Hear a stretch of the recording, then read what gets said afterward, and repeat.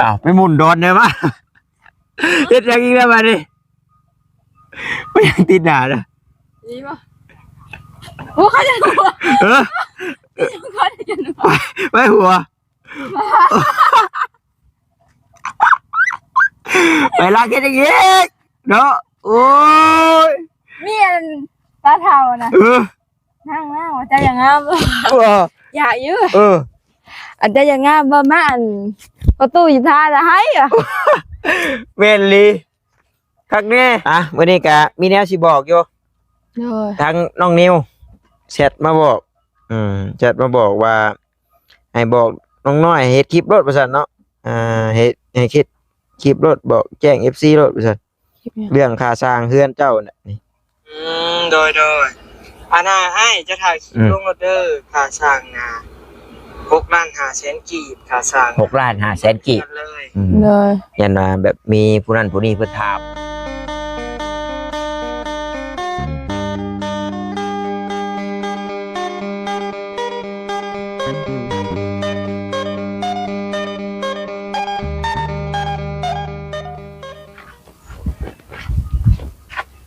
พี่น้องเนาะเปิดภาพขึ้นมากะยังอยู่บ้านอยู่เฮือนน้องน้อยเพิ่นคือเก่าพี่น้องเนาะถือว่าคลิปนี้กะมีคำตอบเนาะให้ FC เด้อพี่น้องเด้อเนาะเรื่องบ้านเรื่องเฮือนน้องน้อยพี่น้องเว้ยหลายคนก็รุ่นอยู่พี่น้องเนาะว่าผู้ใดสิได้เป็นคนเฮ็ดแล้วก็ค่าซุ่มค่าสร้างเท่าใดก็คือพอน้องน้อยพอน้องนิ้วพี่น้องเนาะพอปูน้องน้อยแหละแต่ย่าพอปูว่าหยอกเพิ่น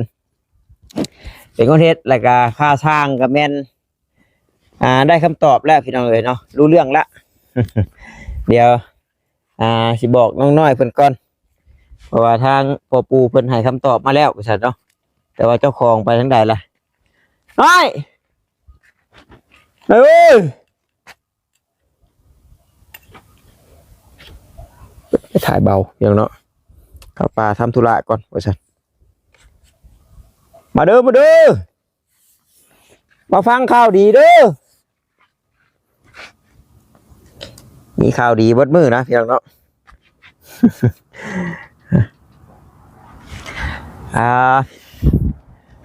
รุ่นว่าผลสิตกกับบ่ตกพี่น้องเอ้ยเนาะผลสุดท้ายก็กลายไปคือเก่าผลก็ได้โอ้ยชาติแม่นเฮ็ดกระบาบเข้ากระบาบน้ำพี่น้องเนาะแห้งกองจังใดทางบอต้าเองก็ขอกราบทักทายสบายดีเด้อพี่น้องเด้อ FC กันเบิดสุขุสุคนบอกว่าอยู่ทางฝั่งลาวฝั่งไทยด้วยทางต่างประเทศนำเนาะก็ยินดีต้อนรับเข้าสู่ช่องของบอต้าบ้านเฮาคือเก่าพี่น้องเลยก็คือทางพอน้องนิวพี่น้องเนาะเพิ่นก็ได้ตัดราคาออกมาให้แล้วพี่น้องเลยน้องนิวเสร็จมาบอกบอต้าเนาะว่าเจ้าถ่ายคลิปว่าลงคลิปโรเดอร์ไอเดอร์ว่าซั่นเนาะราคาเรื่องค่าซุ่มค่าสร้างว่าเท่าใดเด้นะพอเฮาเอาน้ำอยู่6,500,000 กีบว่าซั่นเนาะแล้วเบิดเพื่อนเลยเนาะในสำหรับในการก่อพี่น้องเลยก็ถือว่าดีมุกดีใจนํเนาะถือว่าฮู้แล้วพี่น้องเลยก็5,600,0006 ล้านพี่น้องเนาะ6,500,000 กีบนี่ก็บ่ฮอดหมื่นได้พี่น้องเนาะเพราะว่า10,000นึงนี่ก็6,800,000 ปลายผู้ใดพี่น้องเนาะ800,000 ปลายก็สิในระหว่าง 9,000 ในระหว่าง 9,000 ไปปลายพี่น้องเนาะสิโมงนี่แหละเราลุดนายกพอน้องนิ้วพี่น้องเอ้ยน้อยเอ้ย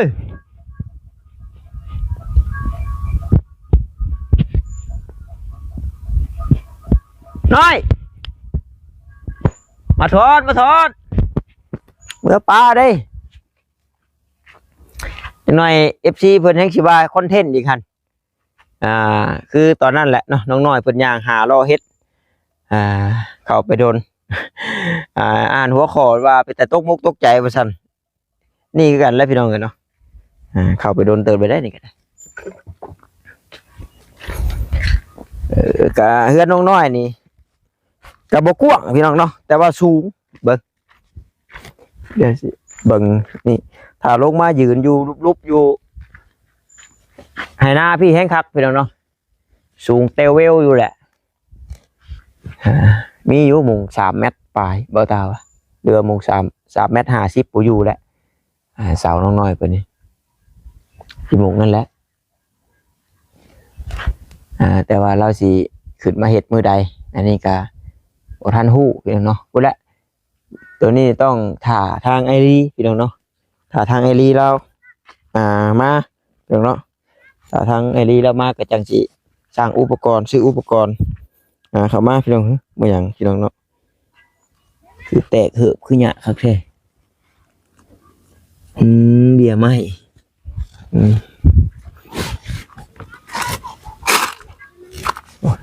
ขี่จักรยานกิวทิอะไรได้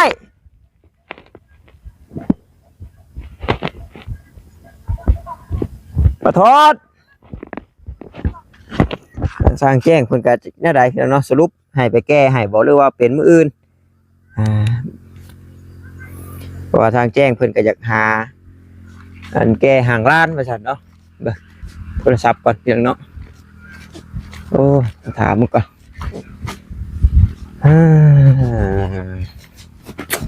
อ่านมาแทะเบิ่งเขาไปโดนเลยได้ผู้บ่าวสุดบ่น้องน้อยว่าจะไปโดนได้อ้ายบ่ได้เมื่อเว้นได้บ่ซั่นมื้อนี้บ่แม่นอ้ายบ่ได้เมื่อค่ำได้เนาะ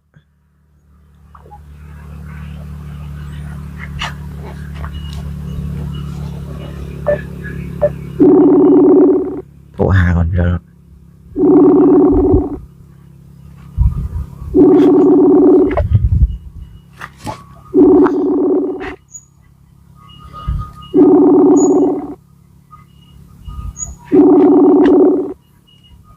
โทรศัพท์เอาไปนะบ่เวียบ่ฮับ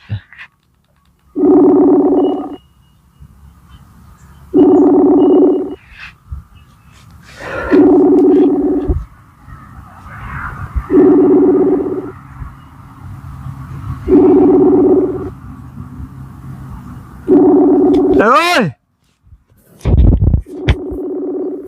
ขอโทษปิดไมค์ไว้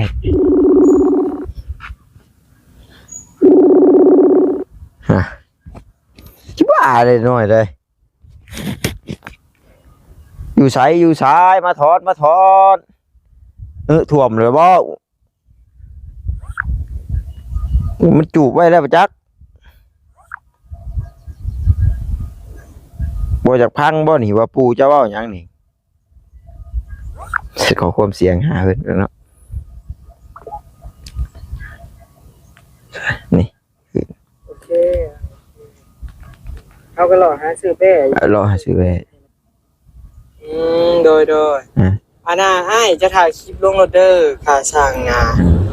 6,500,000 กีบค่าสร้างนะเบิดเฮือนเลย6,500,000 กีบเบิดเฮือนเลยแต่ว่าน้องน้อยมา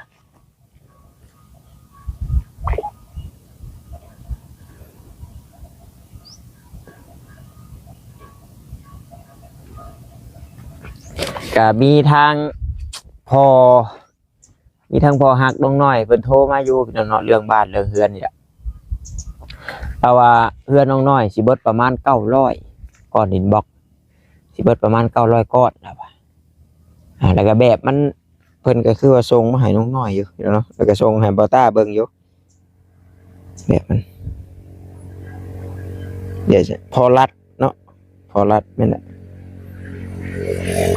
นี่พี่น้องเนาะจะแบบให้เบิ่งเห็นบ่ล่ะเห็นบ่เนาะบาดนี้เบิ่งนี่แหละพี่น้องเนาะแบบประมาณนี้แบบเพื่อนน้องน้อย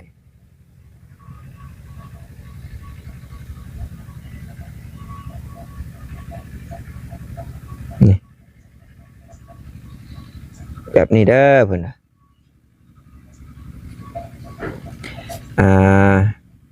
ก้อนดินบล็อก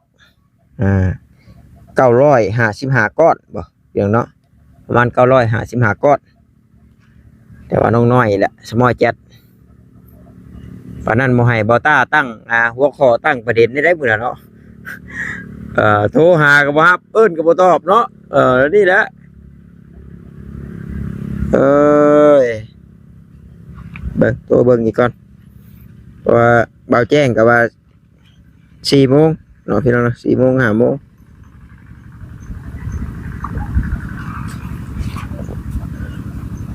พี่น้องนิวแล้วก็บ่ได้ขึ้นมามื้อนี้พี่น้องเนาะขออนุญาตเด้อพี่ชาย เฮ้ยออกนี่ทางนี่ เอามานะแม่ เจ้า ว้ายเอาไว้ FC เพิ่นยังให้หัวอยู่นี่ ค่ะ โย เอา เฮ็ดยังอีกออกยามนี่ ผมจะผู้หาอะไร โอเคมาไว้มีแนวสิบอกเลยสิเมื่อนี่แถวห้องคุณประชันเนาะรอเอาไปจักพี่น้องเลยว่ามือเฮาดำหน้าเด้โอ้ยเพิ่นว่าฝนก็ตามสิตกก็ตกก่อนเฮ็ดเฮือนได้ประชันแต่ว่าบ่ตกก็เฮ็ดเฮือนแล้วจังตกบ่แห้งตัวสิบ่ได้ดำหน้าเนาะว่าเป็นย่านแบบย่านพอน้องนิวมาเฮ็ดย่านพอดีมอจ้อกับเพิ่นดำให้ดำหน้าพี่น้องเนาะเลยเราย่านบ่ได้ออกมาเต็มที่สินะก็เข้าใจน้องเพิ่นอยู่พี่น้องเนาะถ้าสมมุติว่าดำให้ดำหน้าก็ถ้าเฮาสิออกมาอยู่พี่เบิดมื้อบัดย่านว่าให้หน้าตะกร้านี่แหละเพิ่นก็อยากแล่นช่วยเวียกช่วยงานแม่เพิ่นนำเบิ่งสภาพตัวจริงแล้วพี่น้องเนาะว่าสิจังใดปุ๊มาได้พี่น้องเนาะมาไว้แน่โว้ยมาแล้วพี่น้องเนาะโอ้ยบ่แม่นนัดผู้บ่าวไว้บ่เฮ็ดจังได๋บ่แยงซ้ายแยงขวามาเลยเตะต่อเด้อ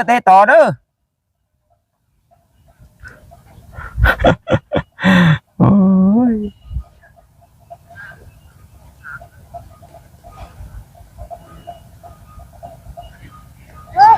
เป็นอะไรเมื่อยเฮ็ดหยังนั่งอยู่กับเมื่อยอ้าวไปหมุนโดนได้ปะเฮ็ดหยังอีกแล้วมาดิไม่ยังติดหนานะ ดีป่ะโอ้เขาจะหัวเขาจะหัว ไม่หัวไปลากแค่อย่างงี้เนาะโอ้ย มีอันตาเท่านะนั่งว่าจะอย่างงามอยากยื้ออันจะอย่างงามบ่มาอันประตูอยู่ท่าจะให้อ่ะ เมนลีคักแน่บ่แม่นเฮ็ดคือมันนั่นบ่ โอ้ย จะอย่างงามบ่อยากให้ผู้บ่าวมักคุยกับผู้บ่าวลงบ่ ใช้ประตูเรียกงัวนะบ่โอ้ย อย่างงามอยู่เหรอวะมาประตูนี่สิท่าให้ โอ้ เอาว่ายาบ่ท่าก็ยาเหรอวะ คือดำใช่ป่ะบ่ท่าก็ยังคือดำ จักเลยเฮาก็เล่นมาจังได๋ งามอยู่ล่ะบัดนี้ งาม เยี่ยมอยู่แหวน ยังแล้ว ครับกันบ่ อ้าวแต่มันยังบ่ทันได้น่ะดิ ยังบ่ได้รอดบ่ ยัง หรือว่าแบบเฮาอธิษฐานรถแปลงเพศหน้าใช้วิ่งเนาะ แม่นๆนั่นแหละล่ะว่า ถ้าเจ้าอย่างงามอย่างหน้าใสอ่ะผู้บ่าวหักผู้บ่าวลงได้ต้องทา ตรงท่านี่เนาะโอ้ เฮาว่าบ่ทายาประตูว่ะ มา สิมื้อแล้ว นี่ก็มาทีมกาเอ้ยมีหนวดอีกเด้อพี่น้องมีเข้าอีกเด้อโอ้ ค่อยสิมื้อแล้วว่ะทาก็ยาโอ้ยเพราะกับเจ้าทาเดี๋ยวเว้าผู้บ่าว บ่แตกโคบแตกนี้หรือแตกมา แตกนี้ แตกนี้ นี้ โอ้ยเนาะ โอ้ชื่นเลยได้หาโคตรน่ะกันเนาะ ยังว่าอยู่บ่ว่าคนหรือว่าต้นไม้แหละถ้ามันได้กินน้ำกินในมันก็ชื่นได้บ่ โอ้ FC เพิ่นยังหัวควันจนใส่คดใส่โคงพุ่นน่ะมื้อนั้นบ่าวตาพี่น้องเนาะบอกให้บ่าวนิวทายเพิ่นก็บ่ได้แซ่บบ่ได้คันบ่ได้หยังติ บ่ไป ว่าเฮ็ดเพาะน่ะมันเพราะว่าเฮาก็กินอยู่แล้วใจมันน่ะนะมันบ่ได้มีพิษบ่ได้มีอีหยังนะพี่น้องเพราะว่าใจมันเฮาก็กินอยู่แล้วสินะ โดย แต่อย่างน้อยโอ้ยพี่น้องเอ้ยทาหน้าแดงหน้าดำแขวก็ทูใช้ได้น้อยเฮ็ดยิ้มเฮ็ด นางไม่นาคกันเด้ แม่นเลย เรียกว่าด อืม ำแต่ว่าถ้าบ่มีแปรงสีฟันถือมาเลยจะเฝ้าถูได้แต่นะมันอยากดำอยู่ มันลามออกเลย มันเข้าน้ำซอกแขวเฮาเพียงเนาะ แม่นเลย มื้อนี้ก็มีแนวสิบอกอยู่ โดย ทางน้องนิวแชทมาบอกแชทมาบอกว่าให้บอกน้องน้อยเฮ็ดคลิปรถว่าซั่นเนาะเฮ็ดให้คิดคลิปรถบอกแจ้ง FC รถว่าซั่นเรื่องค่าสร้างเฮือนเจ้าน่ะนี่ โดยอาณาให้จะถ่ายคลิปลงรถเด้อค่าสร้างนา6 ล้าน5แสนกีบค่าสร้าง 6 ล้าน5แสนกีบ เลย โดย ยันว่าแบบมีผู้นั้นผู้นี้เพิ่นถามเนาะบอกเพิ่นเลยแต่ว่าค่าสร้างนั้น 6 ล้าน5แสนกีบ แม่น6 ล้าน5แสนกีบ โดย เบิ่งเด้อถ้าไล่ตามเรทมื้อนี้เนาะพี่น้องเนาะไล่ตามเรทมื้อนี้ซะ6 8 5คูณให้ตึ๊ดเอาประมาณ 9,500 โดย ประมาณ 9,500 พี่น้องเนาะเราลุ้นให้สมมุติเราอาจจะไล่ประมาณ10,000นึงนี่บ่จักแต่เราลุ้นให้โดย เพราะว่าพอน้องนิวแล้วก็บ่ค่อยเอาเพลงดอก โดย เอาถามก็ยังคาใจอยู่เรื่องนะไปยังได้ไปเห็นในเพาะเท่าเลยคือแต่ถ้ามาเซอร์ไพรส์บ่โอ้ เห็นอย่าว่าพาก็มาเห็นคือมือนะ นะคักอยู่เลยหน่อยคักอยู่แบบอ้าวบ่เชื่อแม่สมมติว่าตัวหน้าดำๆสิตัวหน้าดำๆสิแต่ตัวมาล่างหน้าปุ๊บนี่สว่างแล้วได้บัดนี้เพราะว่าตาเฮาเนี่ยมันสแกนแล้วว่าใบหน้าดำๆนี่มันลื่นตาแล้วว่าดำนี่พอล่างปุ๊บนี่สว่างวาบเลยถ้าว่าเฮ็ดหน้าขาวๆแต่ละมือมันลื่นตาเลยขาวอยู่แท้จริงแต่ว่ามันคือบ่ขาวเด้มันลื่นตาเด้คือนี่มันลื่นดำๆสิพอล่างปุ๊บนี่หน้าใสวิ่งเลย โดย เราเชื่อไปเอาตุ๊กหน้ามาล่างไปเดี๋ยวสิเอาเมื่อนั่นนี่บ่เมื่อเสื้อผ้าผู้บ่าวเมื่อเสื้อผ้าแม่บ่ โดยแหละมาหลอกคนเดินทางเลย เมื่อหลอกคนเดินทาง โดย โอ้เนาะแต่กาไปพี่น้องไก่ก่อนจะสร้างมุดแดงดินพี่น้องเนาะมุดลายก็เนาะ FC เพิ่นก็ตกมุกตกใจพี่น้องเนาะยันว่าโทรศัพท์น้องน้อยเฮียอีหลีน้องเลยคือน้องน้อยแล้วก็บ่มั่นใจว่ามันเฮียหรือว่าเราลืมจับมาพี่น้องเนาะเพราะว่าฉันสิว่าลืมพี่น้องเนาะมาเห็นโทรศัพท์บ่ตาดำแล้วงมหาโทรศัพท์บ่เห็นเพิ่นก็มิ่นมาโอ้หลายได้พี่น้องเนาะเบิ่งเกือบ100นะ9591มิ่นน่ะ โหดเลย เบิ่งหา โหดเลย 91มิ่นนี่ โหดเลย ส่วนหลายเพิ่นก็แบบคิดฮอดแหละมาแล้วบ่าวต้าช่างชันสิมาถ่ายคลิปน้องน้อยสินะ โดย บ่าวต้าให้กำลังใจเมื่อวานรอทั้งวันสั่นพูดมีแต่คนรอถ่ายเบิ่งได้นี่ตัวนี้เพิ่นก็สิจังได๋มันสิมีมิ้นนึงเพิ่นเว้าใส่เจ้าแหละแต่บ่ไปสอนเจ้าพังเนี่ยเจ้าซีเรียสแต่ FC ว่าฝากบอกน้องน้อยนี่ว่าอย่าให้ซีเรียสหลายก็ย่าดอกผู้เขาเจ้าบ่ซอย เดี๋ยวที่เขาไปอ่านลงแม่นนิดนึง นิดนึงใจขึ้นเลยนะถ้าเราอ่านเห็น เดี๋ยวที่ไปตอบลงนางโอ้ ใจขึ้นแล้วนะนี่เบิ่งเด้อใช่ว่าบ่ตาเห็นอยู่นะพี่น้อง เฮา เนาะ ก็บ่แม่นสิพยักว่าเฮาว่าได้เด้ แต่ก็มี FC ผู้ที่เพิ่นติดตามเจ้าดนๆนะเพิ่นก็ปกป้องอยู่ โดย ก็คือก็เห็นนะพี่น้องเนาะน้องน้อยก็เพิ่นก็เป็นคนล่าเริงเป็นคนที่ห้าสินะเพิ่นก็บอกอยู่ว่าบ่ต้องเก็บมาใช้จ่ายดอกน้องน้อยแล้วก็บอกน้องน้อยเด้อสอนน้องน้อยเพิ่นแน่บ่ต้องให้น้องเพิ่นซีเรียสกะยาสินะ โดย คนที่ไม่ชอบและขี้อิจฉาว่าซั่นก็ชอบต่อว่าน้องเนาะว่าซั่นไม่ชอบน้องคุยก็ เลื่อนพัก ไม่ชอบน้องคุณก็เลื่อนผ่านสินะ โดย เข้ามาดูไม่ให้เสียสายตาว่าซั่นอันนี้คือผู้ที่เพิ่นแพงเจ้า โอ้อยากมาได้จับมือ จับมือเลยครับเนาะเอาถึงแท้ มันก็มีผู้ฮักแล้วก็มีผู้สั่งนั่นแหละแต่ก็ แม่นเลย มีอยู่ผู้เพิ่นบ่มักนะ มันก็มีเด้คนเดียว มีแต่ก็อย่าเพิ่นเนาะ ใช่ FC เพิ่นละอย่าเพิ่นแล้วว่าซั่นเดี๋ยวดราม่าเข้าอย่าหาทำเลย เพิ่นสิหาว่าเรียกร้องเอาจ้ะเอาก็อันนี้นั่นบ่ได้เป็นคอนเทนต์ได้ตัวอัน คนลืมเนาะ น้องก็ลืมดีแล้วก็ แต่ พา ว่า น้อง ลืม เพิ่นเมื่อนำพี่น้องเนาะ ฉันสิว่าลืมบ่ล่ะ เพิ่นจนเวทานมาหันเวียดนี่ได้คำใดเพราะว่าถ้าโทรศัพท์บ่ต้าบ่ดังถ้าบ่มีคนโทรเข้ามานี่ บ่เมื่อ บ่เมื่อเลยพี่น้องเนาะใครแน่แต่เพิ่นลืมจับมาพี่น้องเอ้ยใส่เนาะพี่น้องเนาะเพิ่นสิว่าจังไดมาเกี่ยวกับมารยาทมารยาทนี่แหละหน่อยเบิ่ง ใครไม่ชอบก็สร้างเขา อย่าแลคือหน่อยใจเย็นเพราะว่าเฮาเช้าสิเว้าหยังไปเพิ่นก็บ่มักเฮาสินะเพิ่นบ่มักเฮาอยู่แล้วเพิ่นก็สิเว้าประมาณน้องน้อยนิสัยไม่ดีประมาณนี้แหละบ่ตาอ่านเบิ่งสร้างเขา นิสัยบ่ดี ขอแค่ทำตัวเรา แต่ก็อย่าดอกเพราะว่าเจ้าก็เป็นแบบตัวเจ้าเองนี่แหละพี่น้องเนาะเป็นแบบตัวของเองดีที่สุดแล้วบ่ต้องแบบเป็นตัดจริตดอกตัดจริตแล้วมันแบบเป็นจังได๋ก็บ่ฮู้อ่ะ จังน้อยก็กลับมาเป็นอีกบ่ ตัดจริตนี่แบบมันอยู่แล้วโดนแบบเป็นตัวของเราเองนี่ดีที่สุดแล้ว เข้าป่าก็หน้าดำออกมาเนาะโอ้โหคือเคยเห็นแล้วพี่น้องเนาะก็บ่ได้ซีเรียสดอกคือบอต้ากับพ่อมาหลายพี่น้องเนาะเฮ็ด YouTube มาได้ก็ 4-5 ปีแล้วก็ยาดอกจังใดเพิ่นก็เป็น FC คือเก่าพี่น้องเนาะก็ขอบใจ FC ที่ฮักที่แพงเด้อเนาะที่ขับมาเบิ่งมาชมถ้าบ่ได้มาหาน้องน้อยสิแหละรอท่าเบิดมื้อว่าซั่นมื้อวานนี่ก็ได้ โดย ก็ให้ FC เนาะที่ฮักแพงแล้วก็ที่เบิ่งที่ชมให้สุขภาพร่างกายแข็งแรงเนาะก็ให้เบิ่งชมแล้วก็ฮักแพงน้องน้อยบอต้าและทีมงานไปโดนๆพี่น้องเอ้ยเนาะก็สิทยอยคอยมาถ่ายมาอัปเดตน้องน้อยและบ้านและเฮือนเพิ่นแหละให้เบิ่งเรื่อยๆพี่น้องเนาะสาธุเนาะร่ำรวยเด้อ FC เด้อเนาะอยู่ดีมีแฮงสาธุเนาะถ้าผู้เพิ่นบ่มักก็อยู่ดีมีแฮงคือกันพี่น้องเอ้ย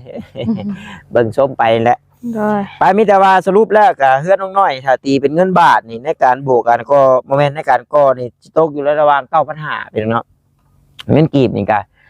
6,500,000 กีบพี่น้องเอ้ย6,500,000 กีบถือว่าเว้ากล้าเว้าได้เต็มปากเลยบัดนี้ผู้ใดถามก็ว่าน้องนิวเพิ่นเว้าประมาณนั้นแต่ก็เรื่องค่าสร้างนี่ได้ยินน้องนิวว่ามื้อนั้นทางแม่ฮักเพิ่นถามอยู่เนาะทางแม่ฮักทางน้องนิวถามพี่น้องเอ้ยแต่ก็บ่ฮู้ว่าเพิ่นช่วยบ่หรือว่าจังไดบ่แต่ว่าเพิ่นถามน้องนิวว่าก็เพิ่นถามดีกว่าเพิ่นบ่ถามเด้ยังพอมีความหวังพี่น้องเอ้ยจังได๋น่าสิล้างออกบ่นี่สิมื้อนี้หรือบ่นี่กลับป้าหรือได้บัดนี้โดยมีเท่านี้แล้วเวียกสิเว้านำก็ได้โดยเห็นบ่ยังว่าอยู่เจ้ามาแต่ละมื้อน่ะโหดมันแน่บัดนี้เอ้าน่ะชื่นมันแข้งรถคักกะเลยถ้าคือเบิ่งพี่น้องเนาะทางอลีเราเว้าว่ามื้อแรกเนาะบ่เราสิลงมาได้ยินพอแล้วว่า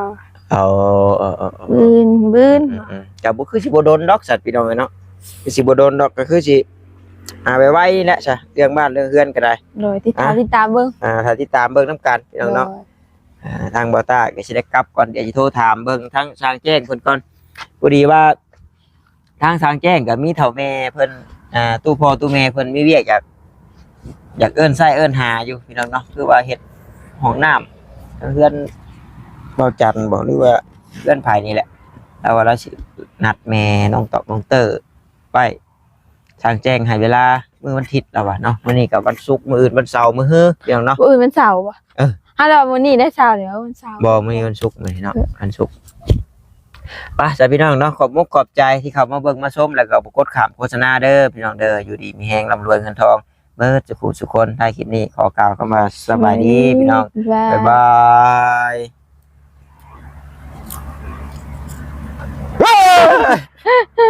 โอ้ยดอกกำดำเขียว